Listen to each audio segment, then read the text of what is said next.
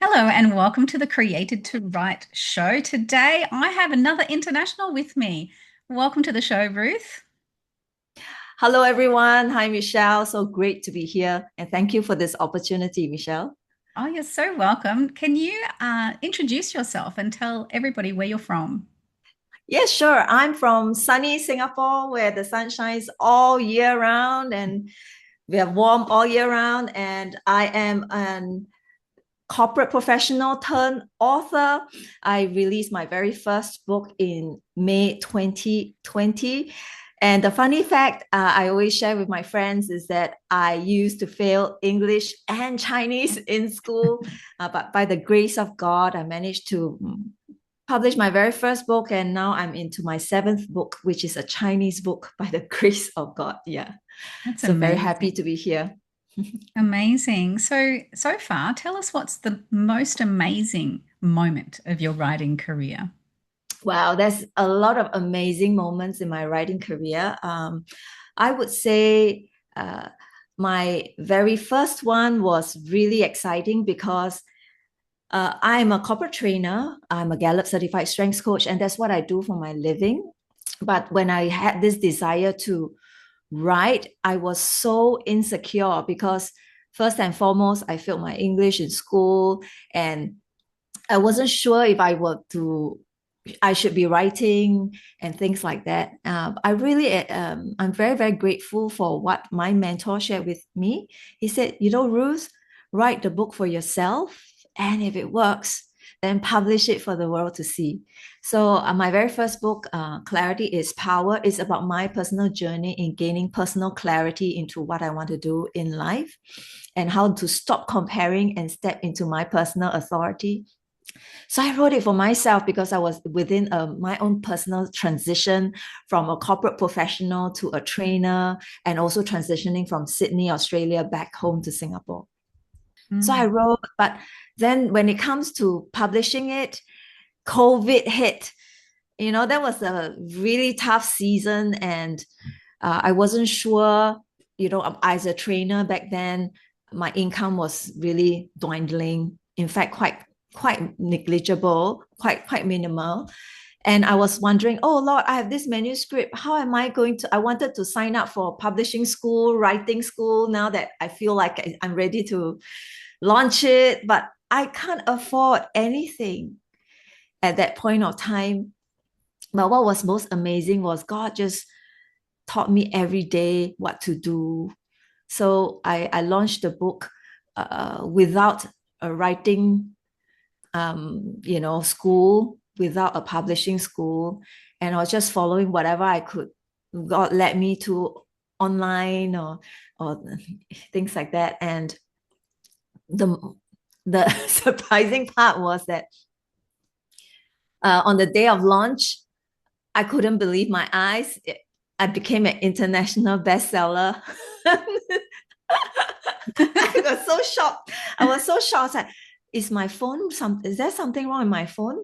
So I asked my friends to log on, and true enough, it was number one. Amazing. And and the funny part was I was sharing like, oh, you know what? I model my book after, the famous Simon Sinek Start With Why. And I know that Start With Why, he has a second book, Find Your Why. And it's also about personal clarity and things like that.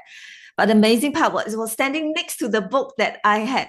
I was like, that is the most amazing part of my life. Of course, I took a screenshot, and after 2, 3 weeks, then the rank started falling off. But it was that moment that Yeah. really, wow, it was a God moment for me. It's nothing to be proud of. It's just really, I only gave God what I could do, what I could afford. I just took that step.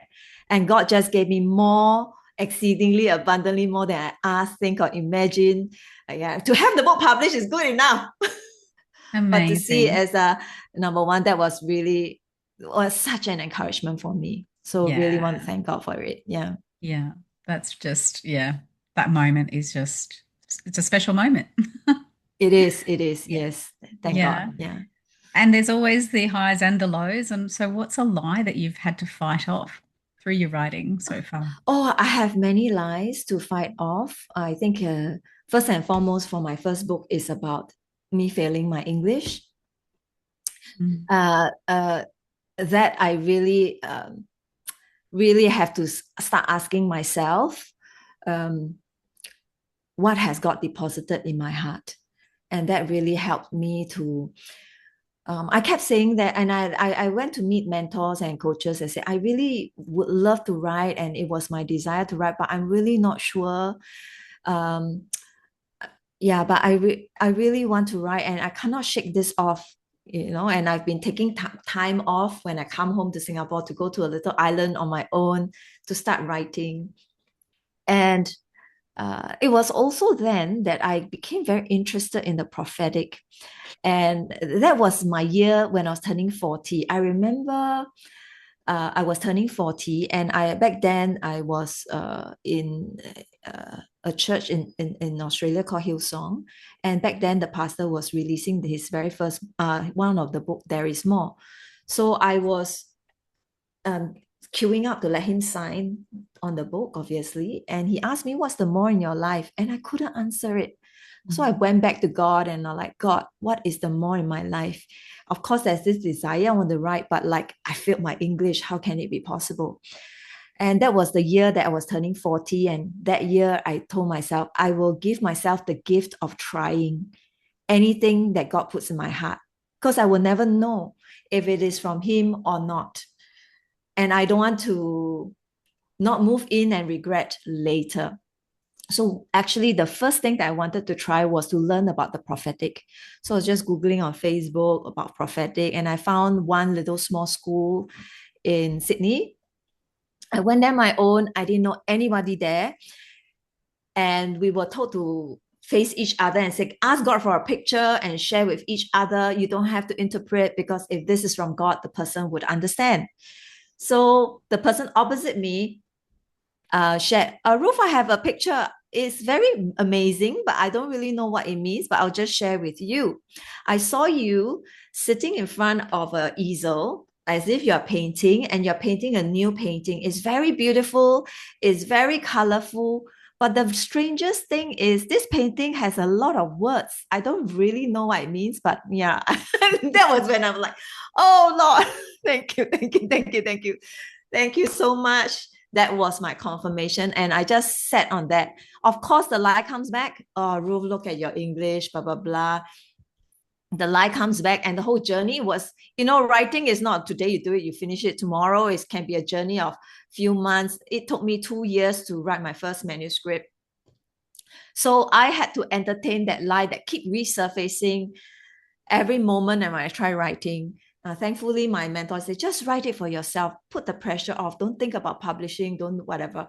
Just write it for yourself. And if it works, so I want to make sure that I write it, I do it. If it works, then you publish it for the world to see.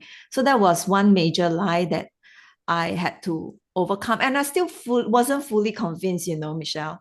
Even after I got international bestseller, I still wasn't fully convinced. And someone wants to read my book. Do you, can you believe it?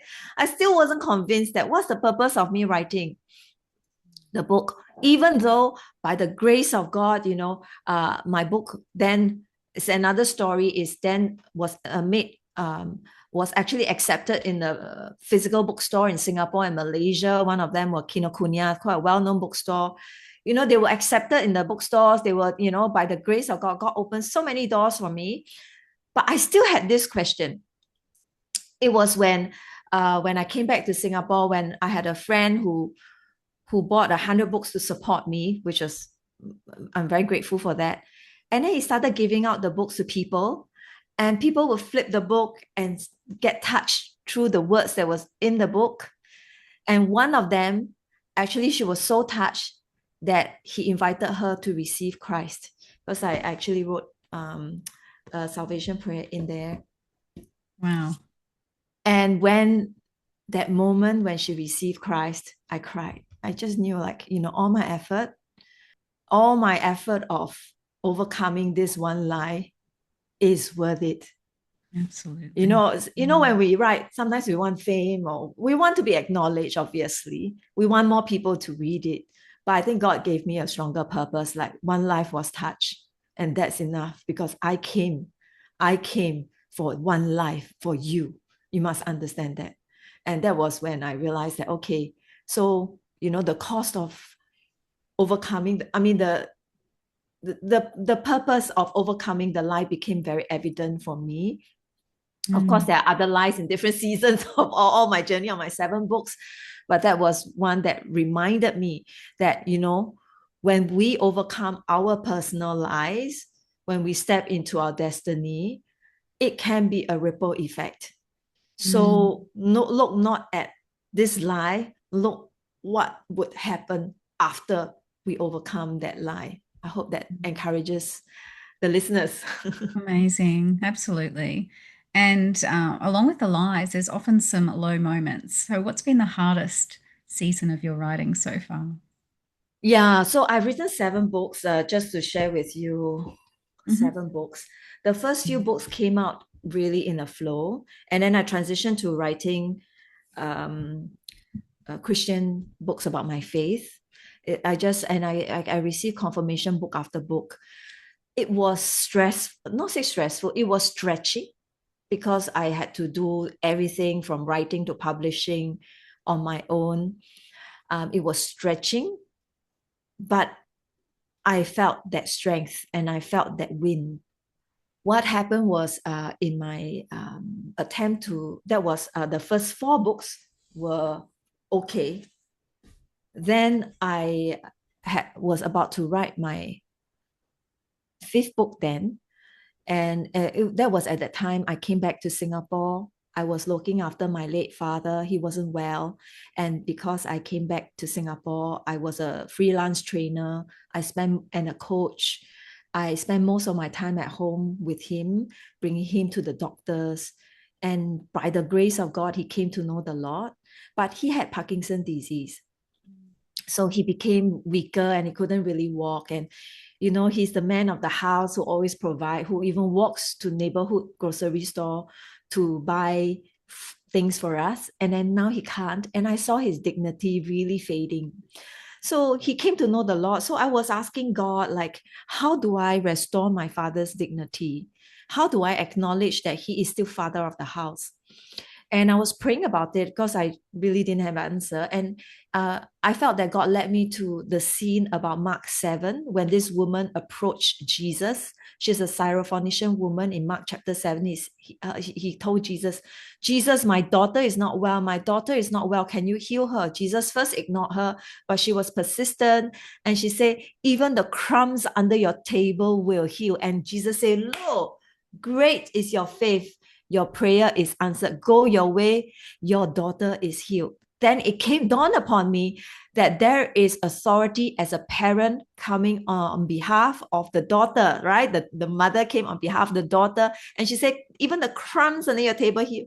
So then, back then, my father just came to know the Lord. It was COVID. He wasn't going to church, but we play videos, and he was starting to take communion. And I wanted to say, Papa, the best thing you can do is not to buy groceries, is to come to the table. Now we don't have to take the crumbs under the table. We take the crumbs at the table. We meet Jesus and pray for me. At that point of time, I was so excited with this whole story, and I wanted to write a book for my papa. So it needs to be really, really simple. He was 86 then. So I wanted him to go back to the cross to see the 5 benefits or the 5 areas he can come to God for his own children and for himself. First one was Jesus wore the crown of thorns, that you can pray for peace, for shalom, for mental wellness. Next, Jesus was rejected at the cross. In fact, the pierce he at the side, potentially his heart was pierced. So we can have broken heart. Jesus came to heal the broken heart. And then third was by his stripes we are healed. Papa, take this so that and then fourth was the very first mention of communion was actually about recovering all. And so financial recompense, and lastly spiritual awakening. The woman who went to Jesus, the Syrophon, even the crumbs on your table, the daughter was delivered. Not yeah so And so there's some form of spiritual awakening we could have. So I got really excited. I wrote the outline. I really felt the pleasure from heaven, and I've got the favor as well. I met a pastor of a big church. I was about to meet him. I was about to show him the outline. I was really excited. That, and I closed the laptop, went to sleep, really excited about what I'm going to do for my dad. And that very night, my mom knocked on the door and she told me, your father fell. I rushed out. I saw a pool of blood on the floor, Mm. and I had to send my father to the hospital. Back then, I was still full of faith, saying that maybe he could be a story in my book. I've seen many healing recoveries from my dad, and I'm in healing team. I prayed and seen his miraculous recovery from stroke and everything. I said, okay, this time I'm going to put his story in my book. But unfortunately, he went to hospital. When I prayed, the wound started closing. He was glowing. But unfortunately, he caught pneumonia and passed on. That really shattered my world. That was 2022. I just couldn't write the book. And I back then I was sharing with my friends. I was sharing with my friends. I feel like this book, if every parent, if every old folk, because in Singapore is an aging population, if every old folks, if every parents knew that they could come and ask for the crumbs for their family, what would the world be? How would the world be like? I was sharing with my friends, so excited before my father passed. But then when my father passed, I felt like a failure. I felt so guilty and I felt like it was too late. And I'm not in a position to write a book on healing when I'm so brokenhearted, so disappointed.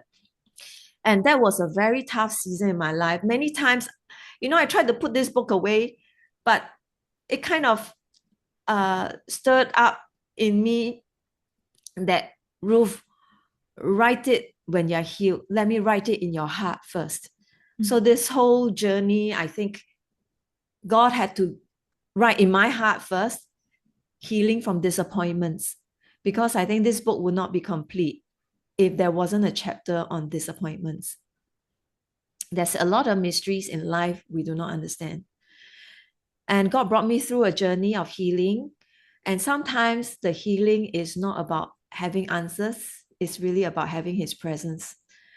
So through that, my very first book that I wrote after this season was this Dancing with My King. It was really stories about, every story, how the person encountered Jesus and was restored. He was healing my broken heart. So I thought this was it. This is my fifth book. This was it. I still didn't write the book about communion with my dad. And my dad passed in March, came July, Benny Johnson passed on, and my friend texted me, hey, I heard about this potential Holy Communion revival. How's your book? Sounds like what you've been sharing a few months ago, because I shared with them the year before. And I told them, I'm not writing. That was in 2020. So I'm not writing. But it kept stirring in me until, and many times I tried to attempt to write. I booked the same place, tried to write. It just couldn't flow. And I also had another struggle, was that all books was about me. So I was happy to release it. It was my story, it's my personal story. But this book ties in a little bit with theological explanation, which I felt that I'm not an ordained minister, number one. Number two, I don't want to invite debate. The last thing I want is just to have theological debate and people writing in about debate. So I really struggled writing this book. And but by the grace of God, it was my father's would-be 90th birthday last December. By the grace of God, God somehow allowed me to publish this book.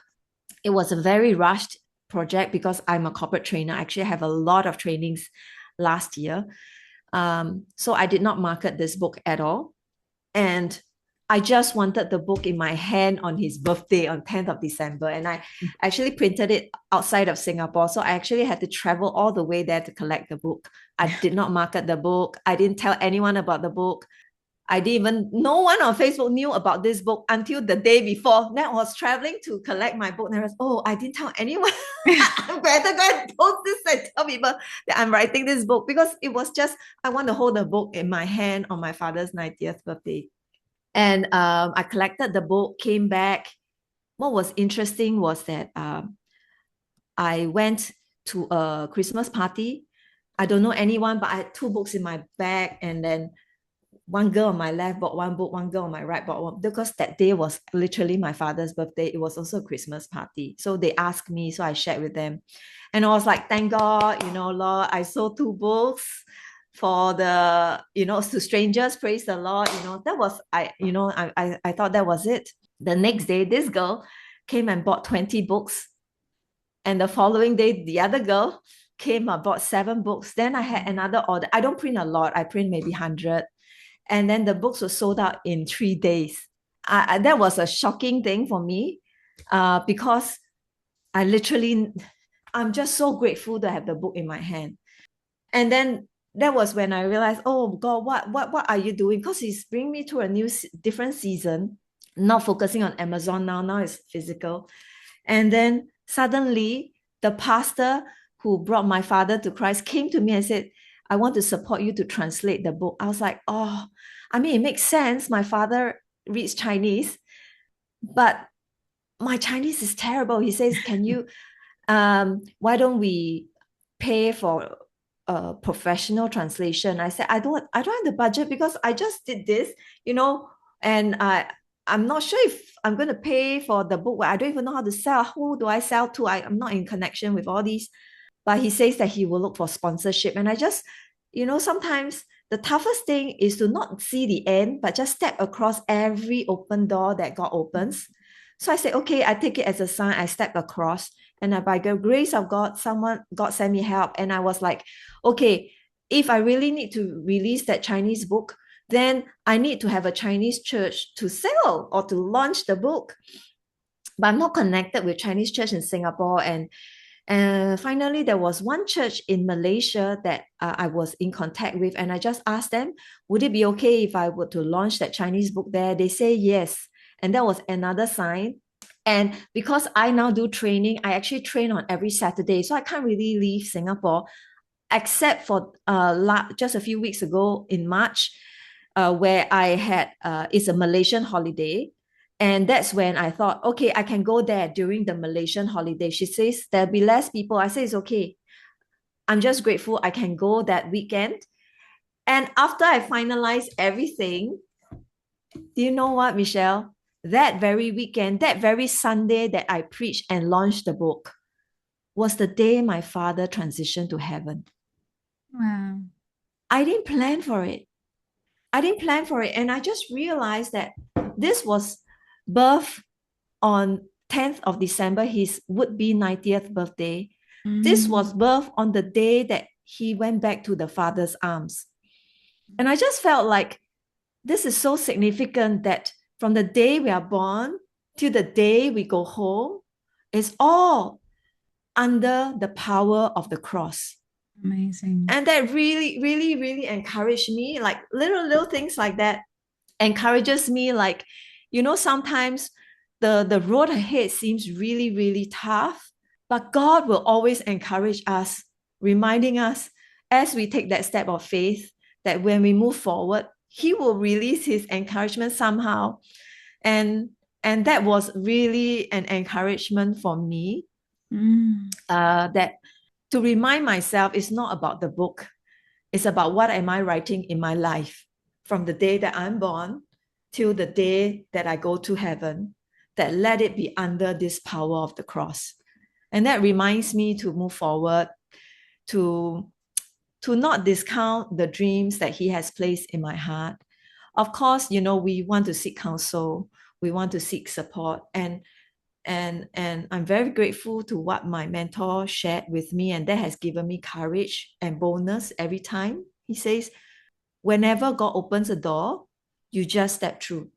And this was literally what happened, from one door to translation to sharing in the church, and to the fact that then he confirms it, like, this is a special day, Mm. Wow. What an 22nd of March. incredible Yeah. story. That's just Thank incredible. you. Yeah, Thank you. absolutely Yeah. amazing. Now, do you connect much with your readers? What has surprised you when you're connecting with your readers? Oh, yes, I do connect with my readers. A lot of them would come back and share with me. Mhm. But what was the most surprising one was someone I didn't know. So in 2020,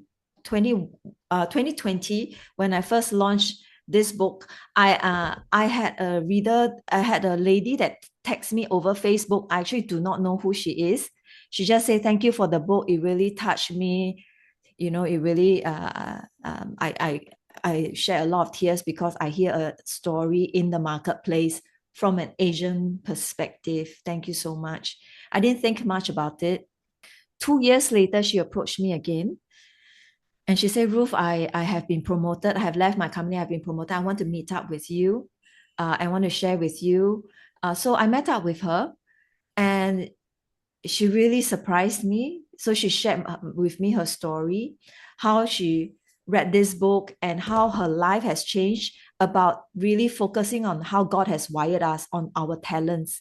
Because I'm a Gallup certified strengths coach. So she said she did the strengths assessment. She focused on her strength. She has two children. One of them is uh, has a impairment in the eye. She learned not to look at the imperfection. She looked at what is good with him. And she just focused on the strength. And she just got promoted within 2 or 3 years to the point that she's now reporting to the CEO. And it really surprised me Wow. because, I was happy with someone who accepted Christ. I didn't. And then she said, now I learned to take on opportunities. I learned to volunteer myself, and I'm leading the chapter for Healthcare Business Women Association. And I want to invite you as a launch to do a book chapter to share about your book and to share for the women that I want to gather in this group, which is a marketplace group. And that really surprised me.